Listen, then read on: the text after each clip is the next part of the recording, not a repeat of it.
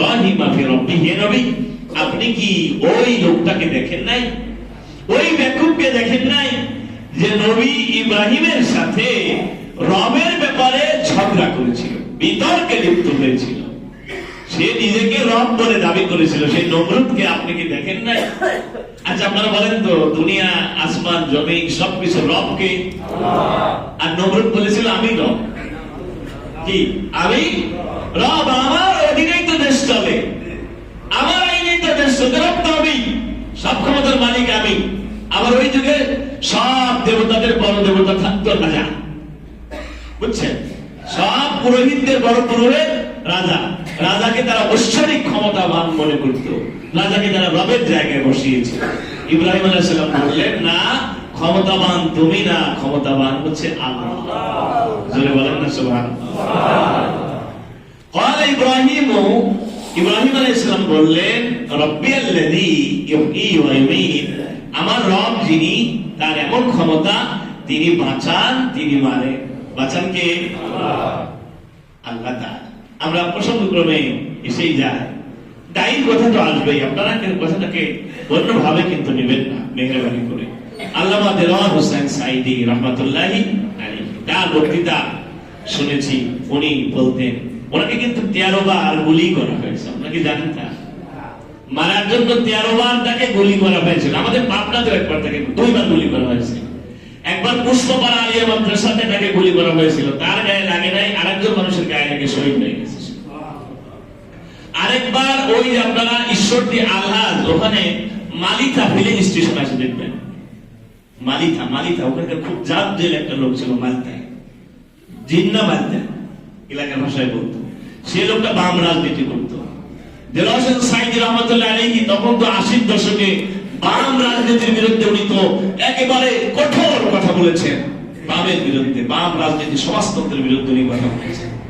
তখন তাকে জিন্না মালিথা তাকে বন্দুক নিয়ে মারতে গেছে, ভিতরে বন্দুক একটা নিয়ে, পিস্তল একটা নিয়ে মারতে গেছে, নিয়ে গিয়ে সাঈদী রাহমাতুল্লাহি আলাইহির মাহফিলের সামনে বসছে একেবারে। কিন্তু আল্লাহু আকবার, সাঈদী সাহেবের সামনে থেকে তার কণ্ঠে, মধুর কণ্ঠে কোরআন যখন শুনতেছে, তার হৃদয়ের ভিতরে পরিবর্তন চলে আসছে।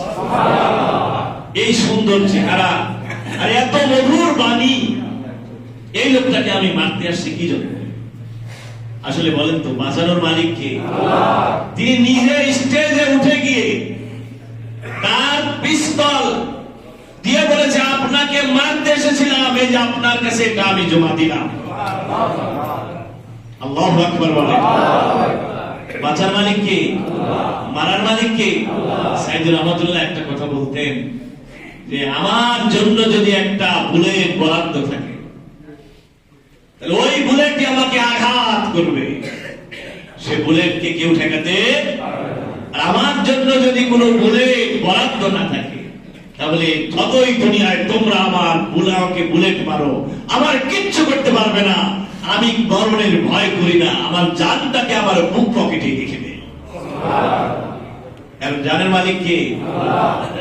মালিক তো বলেন তো, মারার মালিক কে? বাঁচানোর মালিক কে? এই বিশ্বাস আমাদেরকে রাখতে হবে ইনশাআল্লাহ। এজন্য ইসলামের পথে চলতে গেলে কোনো ভয় পাওয়া যাবে না।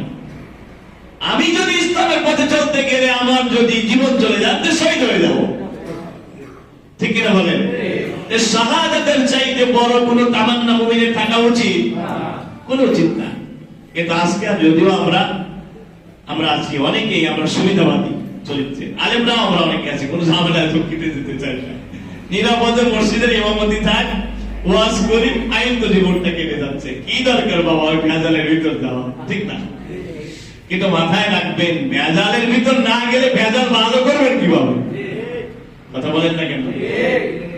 একটা কথা মাথায় রাখতে হবে, সমাজটাকে সুন্দর করতে গেলে আপনাকে দায়িত্ব নিতে হবে। কি নিতে হবে? যাই হোক, ওই প্রসঙ্গে আমি যাচ্ছি না। আমি যেটা বলতেছিলাম, বাঁচানোর মালিক আল্লাহ, মরণের মালিক আল্লাহ, এই কথা বললেন ইব্রাহিম আলাইহিস সালাম। এখন নমরুদ বলে, তাই নাকি? আরে তোমার রব মারতে পারে, তোমার রব বাঁচাতে পারে, ওটা তো আমিও পারি। নাউজুবিল্লাহ। ইব্রাহিম আলাইহিস সালাম বলে, কেমনে পারো? বলে, কে আছিস, যা জেলখানা থেকে 2 জন কয়েদিকে ধরে আন। দুইজন কয়েদিকে আনা হলো। আপনারা এগুলো জানেন, জানার কথাই বলতেছি, তারপরে ইমান বাড়ে কিনা? তিনি একজনের ব্যাপারে বললেন, নমরুদ বললেন যে এই তোকে আমি বেকসুর খালাস দিয়ে দিলাম।